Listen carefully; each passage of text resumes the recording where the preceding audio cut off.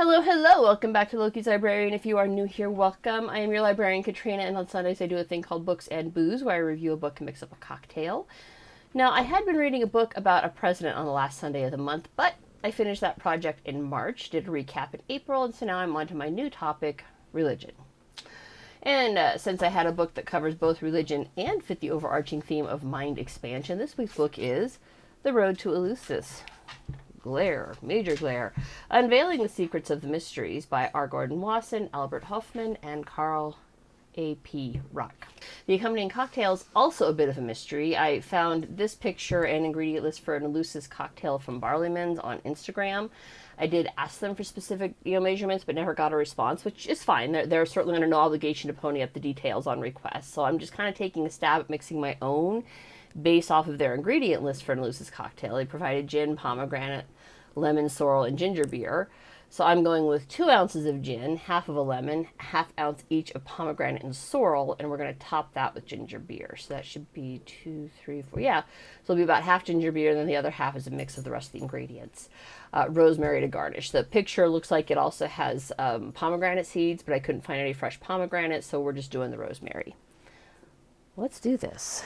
Now, the central thesis behind The Road to Eleusis is that the mystery religions celebrated on the Thracian plain just outside the Greek city of Eleusis was so widely celebrated because its central mystery involved the use of psychedelic plants, specifically an early form of LSD, as distilled from ergot fungus. All right, now this is a theory that was greatly expanded upon, and that was the search for it, basically, was the premise of Brian Marescu's book, The Immortality Key, that I read a few years ago.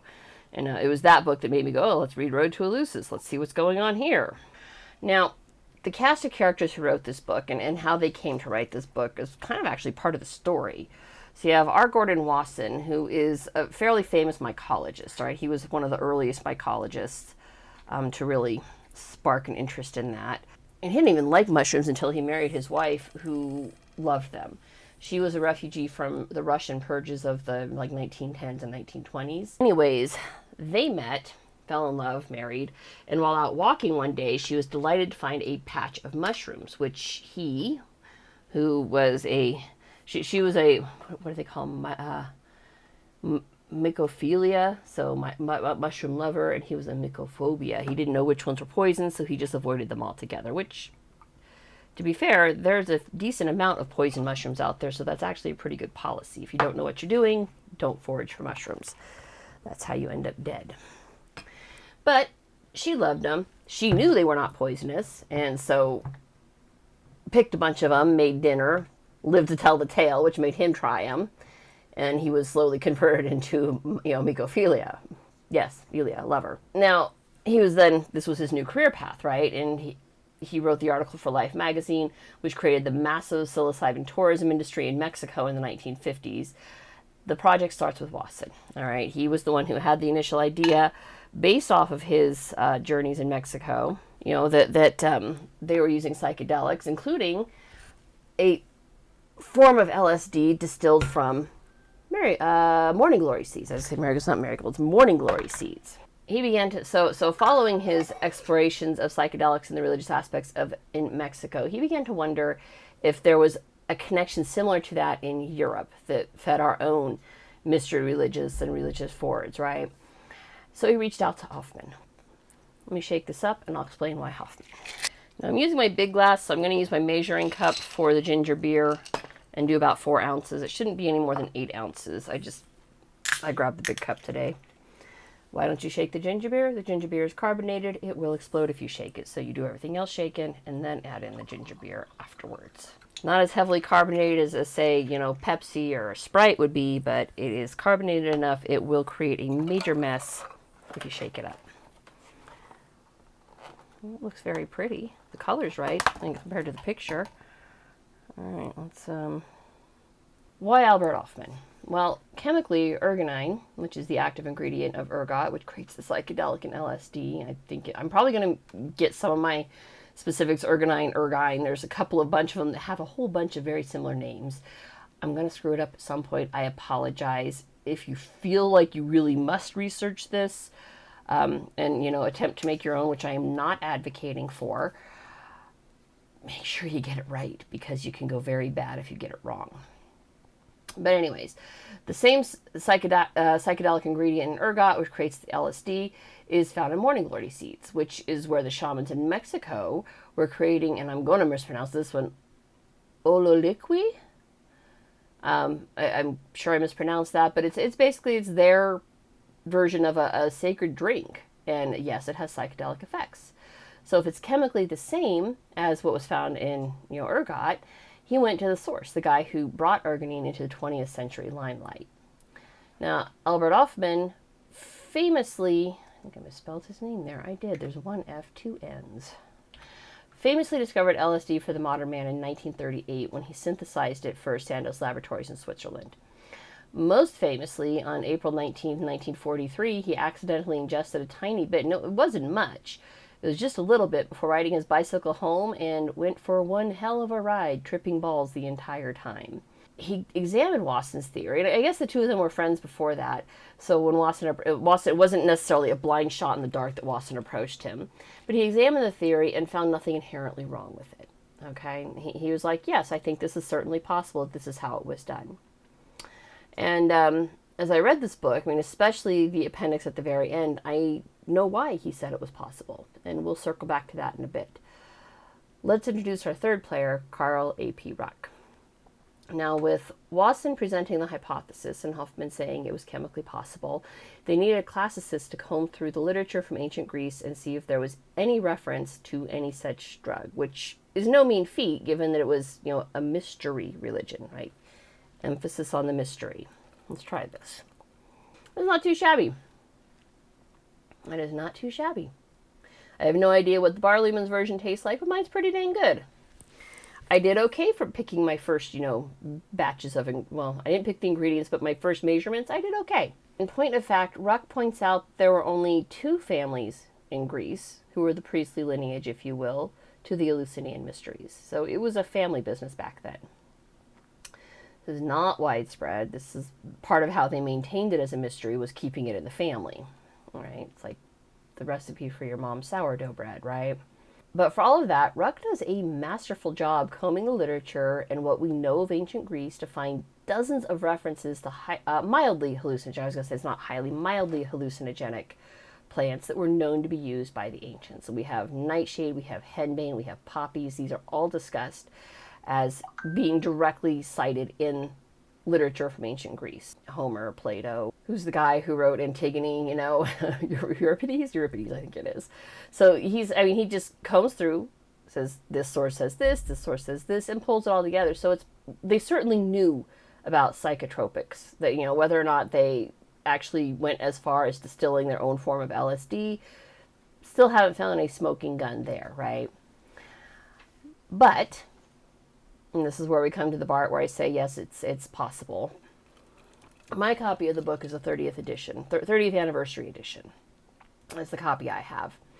And there is an appendix at the end that was written by Peter Webster, and portions of it were drawn from a paper that he wrote with Ruck and one other. And since I've now mentioned 2 of the 3 authors, I feel honor bound to go find the third. Webster, Perrine, and Ruck.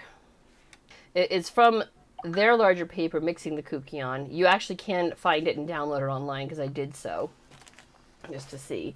And then you'll have the third author's name. Anyways, they wrote this paper together for a symposium they did on the Hofmann's 100th birthday, right? I don't know if he was there. I don't think he was there. But it was a symposium. They all went to it, and they presented this paper called Mixing the Kukion, where they further explore the possibilities of could this have been made back then. Webster includes why Clavicus purpurea, which is the scientific name for ergot, is the most likely candidate for the secret ingredient. He includes information on crops, crop yield, grain yield, how the fungus propagates and spreads, the regularity of the harvest, and why all of this would have been important for somebody who's hosting a ritual, an annual ritual, meaning every year thousands of people are showing up for it. So this is why he thinks it's possible, because yes, it doesn't take much of the ergot. I was going to try and go for the scientific name, but the ergot's just easier, right? It doesn't take much of it to create a great deal of LSD, apparently. I don't know. And it is literally a symbiotic parasite to all of the grains that were grown on the agrarian plain. They have, but especially barley. And he points out why barley is the most likely. He thinks it was one of those, again, mysteries hidden in plain sight, because barley is referenced in Homer's hymn to Demeter as being a barley wine is what the goddess wanted to drink, basically. Barley water and pennyroyal.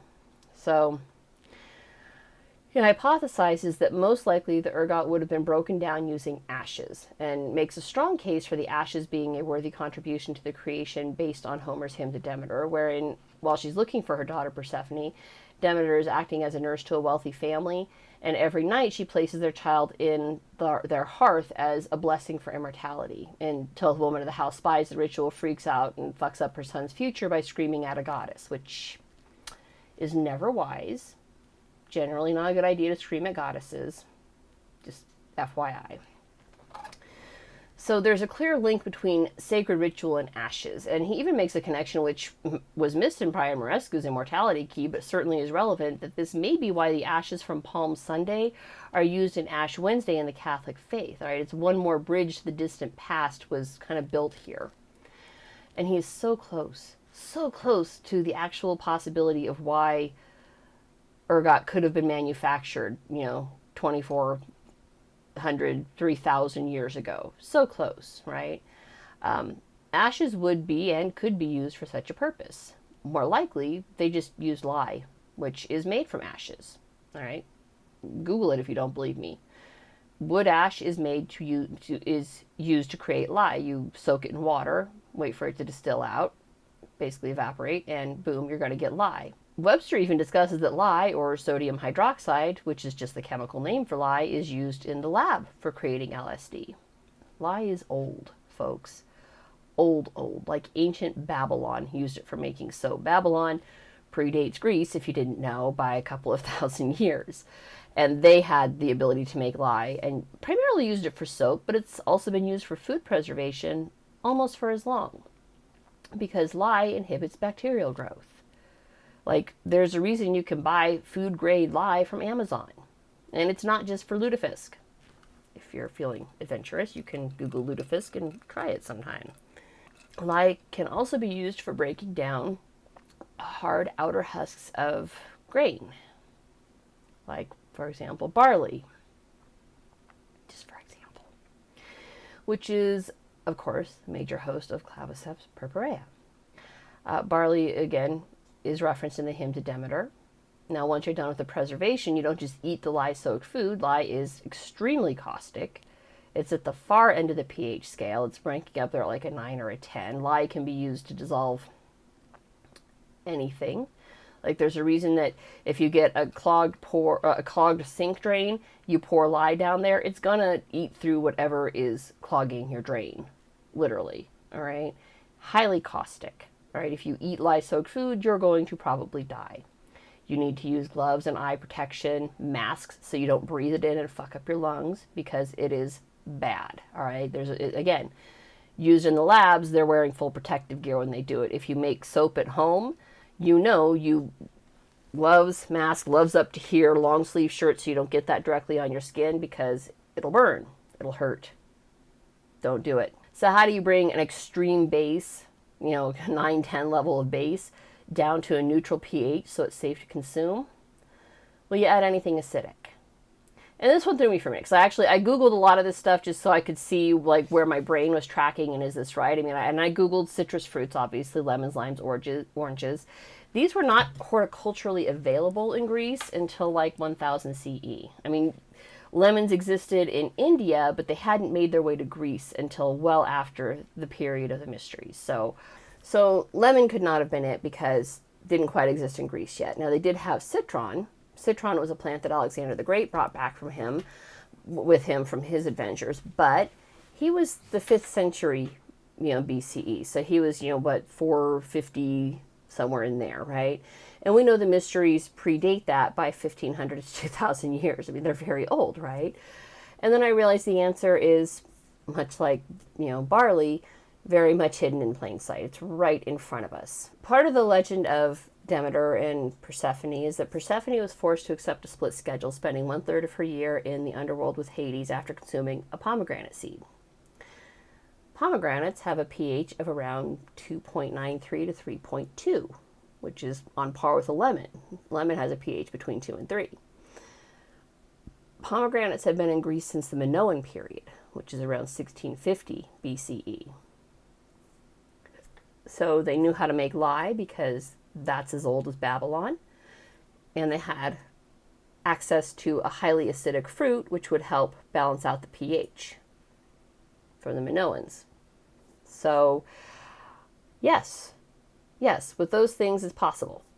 And I was like, that's very exciting. It's exciting, all right? It's like, okay, yeah, I see why Hofmann said, yes, this is possible. They absolutely could have made LSD back then. I mean, I get why this book was a jumping off point for a lot of interest in the ancient mysteries. It certainly leaves the mind spinning and wondering just what was possible. What did our ancestors know about the natural world that was recorded and then lost when the library at Alexandria was burned? During one of the many times. Alexandria burned more than once, but I'm, of course, thinking of Christina Nixie's book, The Darkening Age, because that was the most recent and most flamboyant and direct destruction of knowledge. Like when the Goths raided, they might burn Alexandria just because it was a city, but this was a targeted raid that destroyed knowledge just because it wasn't Christian-based. And it is horrifying. Anyways, I am not a chemist. I'm throwing this out there. I'm getting my own legal protections on my butt. I love experimental archaeology. I think there's like a castle in France that's being built right now by a couple of guys using all medieval technology. Like they're not using anything modern. They're not using modern computing or any modern techniques. Everything is being done old school, old hand. I feel like it's going to be done in like 20 years. Kudos, man. You got a project, you got a passion, you go for it. Good for you. Before you go off experimenting on your own in a search for ancient LSD, please remember there is a reason that ergot poisoning is better known historically than the mysteries of Eleusis. And it's not just because of the word mystery in the religion, or the two priestly families that kept that knowledge to themselves. Ergot can and will kill you. All right? Lye can and will kill you. These things have no indifference. They don't care that you're seeking to see God. All right? None of that matters to them. They are nature. Nature is scary. That little rat-looking thing just got ate. Damn, nature, you scary. I'm throwing this out there not just as a CYA for myself legally, but because I don't want somebody to seriously injure themselves in a half-cocked attempt at creating their own LSD. All right, if you do it wrong, you can cause anything from violent hallucinations, and I don't mean happy I'm seeing God. I mean happy I'm visions of hell hallucinations. Gangrene in your limbs that result in amputation. You could lose body parts because the ergot, the alkalides in it, can cause the blood flow to your extremities to stop. And if there's no blood flowing, you get gangrene, and then they have to amputate.